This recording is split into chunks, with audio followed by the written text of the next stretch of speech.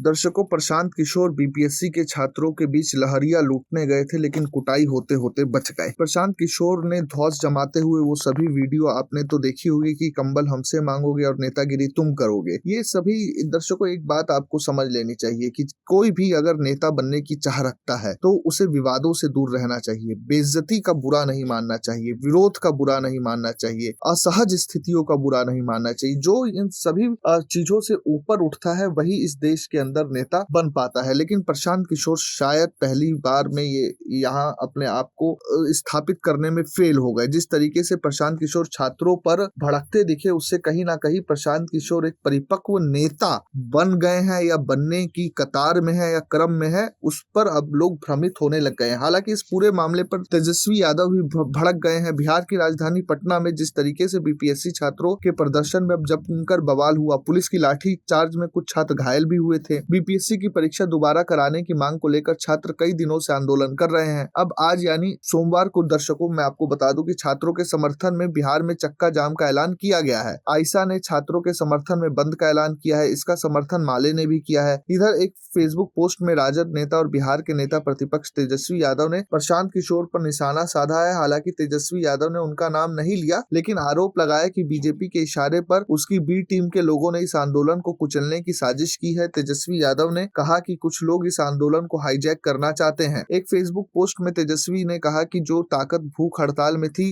वो कुछ और थी। इस बीपीएससी आंदोलन को कुछ लोगों ने गुमराह करने की कोशिश की। हम भी चाहते थे तो 5 लाख लोगों को गांधी मैदान बुला देते। हमने एक कॉल पर 5 लोगों को बुला देते, लेकिन उसका हल नहीं निकलना था। जो शांतिपूर्ण तरीके से हड़ताल थी उससे बीपीएससी और सरकार हिली हुई थी, लेकिन सरकार ने नया फॉर्मूला निकाला। सरकार की जो बी टीम है उसे आगे खड़ा किया गया और आंदोलन को गांधी मैदान ले जाना पड़ा। और जब पिटाई हो रही थी तो कुछ लोग कह रहे थे कि हम सबसे आगे रहेंगे, वही लोग भाग गए। इस आंदोलन को खत्म करने की ये साजिश है। हम राजनीति करने नहीं आ रहे। राजनीति करना होता तो हम भी गांधी मैदान में आते। गांधी मैदान में जिस तरह से पिटाई हुई है, लोगों को भटकाया गया है कि ताकि छात्रों पर एफआईआर हो। एफआईआर होगी तो आपको जेल जाना पड़ेगा, आप परीक्षा में नहीं बैठ सकते। आंदोलन को कमजोर करने के लिए बीजेपी के इशारे पर बी टीम ने काम किया है। तेजस्वी यादव ने कहा कि इसके बावजूद हम सभी को हिम्मत और हौसला नहीं खोना है। अगर भूख हड़ताल और आपका धरना गर्दनी बाग में होता तो मुझे पूरा विश्वास है कि मुख्यमंत्री को कोई ना कोई एक्शन लेना पड़ता। तेजस्वी यादव ने एक बार फिर से छात्रों को कहा कि वो शांतिपूर्ण तरीके से आंदोलन करे। किसी के भी कहने पर भटकने की जरूरत नहीं है। यह आंदोलन किसी पार्टी या नेता का नहीं होगा। यह आंदोलन सिर्फ छात्र छात्राओं का होना चाहिए। किसी के भी बहकावे में आने की जरूरत नहीं है। Bureau report, प्रजाहित।